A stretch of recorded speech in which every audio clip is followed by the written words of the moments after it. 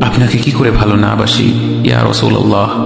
যখন আপনি আমাকে ভালোবেসেছেন সেই 1400 বছর আগে, যখন আপনি আমাকে মিস করতেন, আশা করতেন যেন আমার সাথে দেখা করতে পারেন, অথচ তখনও আমি জন্মই হইনি।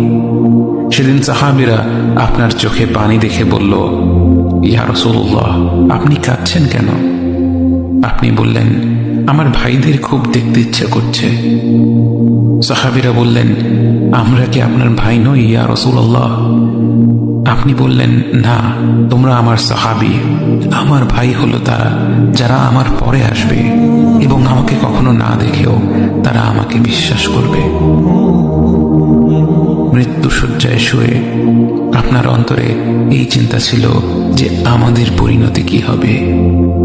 উম্মতি উম্মতি বলতে বলতে আপনি আপনার রবের নিকট ফিরে গিয়েছেন।